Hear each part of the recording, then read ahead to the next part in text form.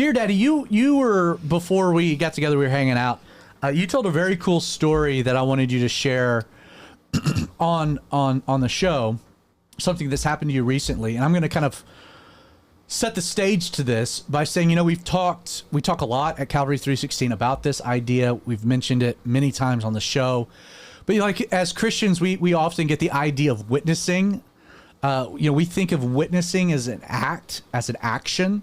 And no doubt there's a component to that, evangelism. Witnessing, something that we do, where we share a story, we tell someone about Jesus. But within the way that the Bible presents witnessing, is it's not so much as something that you do, but it's more of articulated as something that you are a witness. You're a witness of the resurrection of Jesus. Why? Because you've encountered him. You've encountered the risen Lord. And that as we talk about witnessing, is that yes, there's a component. It's something that we say.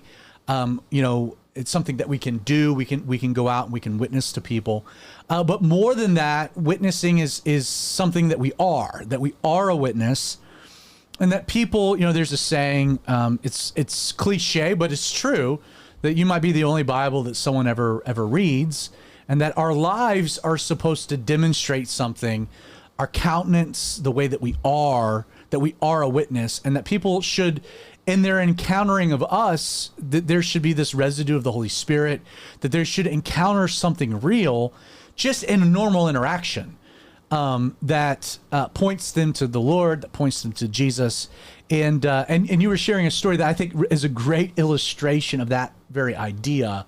And can you share it real quick, just with the audience? Yeah, it was just a normal Friday for me, and there was an opportunity. I work with a company called Power Hungry Performance. We do tuning for international equipped medium duty diesel vehicles, and there was a chat that came across my computer screen that we were going to be tuning a bus. That's something that we do.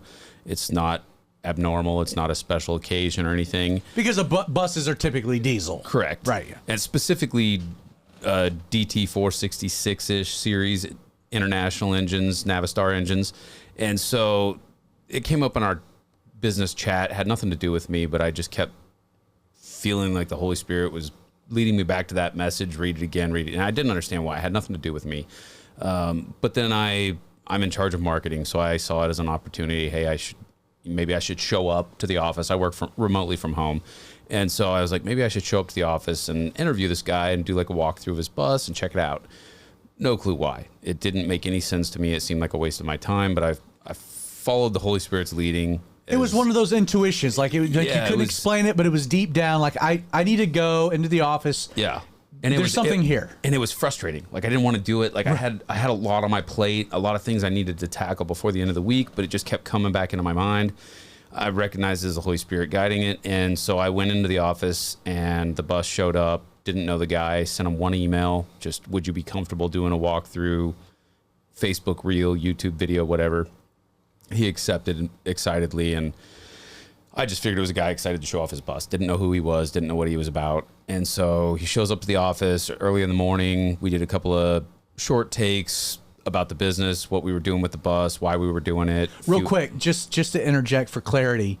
When you say bus, like this is 40-foot school bus. It's like a school bus, but it's not being used for school. It's Correct. been renovated Yes. for some other purpose. Yeah, right? Okay. Most of these people call them schoolies, and they are converted into RVs used for recreational purposes. And so that's what I assumed this was. I had no reason to think anything else. And so he shows up in the bus. It's white. It's cool. It's huge. And there was like a company logo on the front that said Mobile Hope, and I didn't really know what that meant. And one of the guys at Power Hungry asked him what it was, and he was like, we have a mobile ministry. We reach out to inner city kids and bring them the word of Jesus Christ. And I was like, wow, that's super cool. I had no idea this is what I was walking into. And so we did what we needed to do for work. And then I kind of wanted to capture that for, after we tune the bus, we're adding 100 horsepower to it. So that's a big increase in power. And I always like capturing that first giggle. They stomp on the throttle. Yeah, someone's driving it for the first time with this tuning. This giant heavy bus that they've added tons of weight to, and it's just a turd.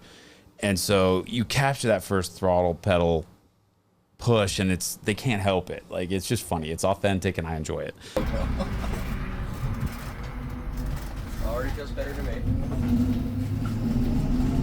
Oh wow! This is a different. Oh my goodness! Dude, this is a different bus. How is this even possible? That's amazing. I would watch the videos and be like, okay, is this for real? You know, you see the reactions. Yeah, it's my This favorite is- part of the job. Unbelievable. I Take- can't even. I didn't need to go any further. I'm not kidding. I'm good. I'm not kidding. This is unbelievable. The first time I drove Bill's truck, I was just like, you couldn't wipe the smile. Like, I was like, there's no way something this big should move that quickly. Like, Dude, this is. so I just wanted to capture that. So I was like, hey, do you mind if I ride along with you and capture that? And I did, and we caught it, and it was good, and it's my job. And so then, you know, that was 30 seconds of the bus ride. We had to go a couple miles, turn around. And so I was explaining to him, I was really excited to be able to see the inside of their bus build. They've added a master bedroom with a huge king size bed, bunk beds for their teenage kids, full bathroom, full shower, full kitchen, full size fridge. This thing is cool. And so I was really kind of fangirling out on this really cool bus build. And I was like, well, I'm getting ready to start my own bus build. And he was like, what are you guys going to do with it? And I said, well, we're not going to live in it.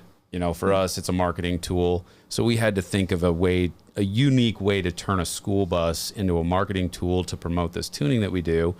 And so we're going to do a mobile speakeasy. So like leather couches, chairs, built-in humidors, you know, like a cool little wet bar. And I didn't even think about that as we were talking about it. And he was just like, well, what are you guys going to do with it? I was like, we're going to drive around the country and meet our dealers and just introduce new products and part numbers coming to the market. And I was like, we may have the opportunity to go down and interview Nick Perdomo as Outlaw Radio with our mobile speakeasy for Power Hungry Performance and capture Nick Perdomo's testimony live on Outlaw Radio. And so he was like, what is Outlaw Radio? And I started telling him about it. And he was just like, man, he's like, I don't know what it is. Like when I met you this morning, you know, we didn't talk about anything but trucks, horsepower, diesels, buses. He's like, but I just felt like the Holy Spirit was just oozing out of you. And he's like, would you mind if we pulled over and prayed real quick? And so we did. And it's just a really cool experience. Like, didn't even know the guy.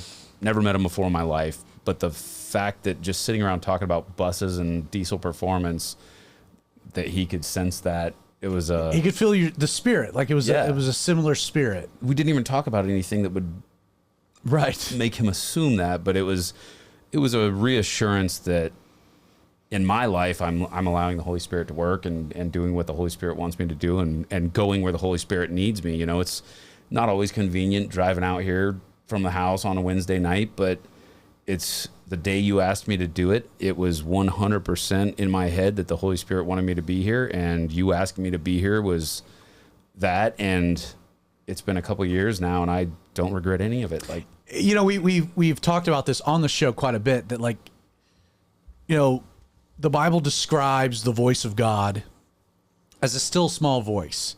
You know, not everybody's going to hear the audible voice of God like you read in the Old Testament, or like this, you know, some supernatural manifestation. It's learning, like Elijah, just to hear and be tuned in to that still small internal voice that's God leading you to do different things and leading you and guiding.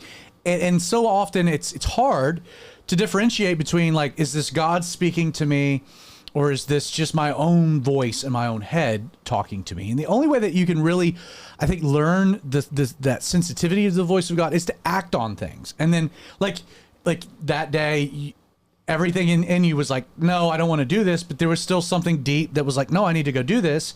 And it led you to this interaction where you walk back and you're like, okay, this was a cool interaction. But it was also like, okay, that was the voice of God. 100%. And I heard the voice of God. And the more you do that, like, you'll never know if you don't act on it. Yeah. And then you become more and more sensitive to it. And you learn to hear the voice of God, which I think is such a cool story, and why I wanted to kind of bring it up tonight.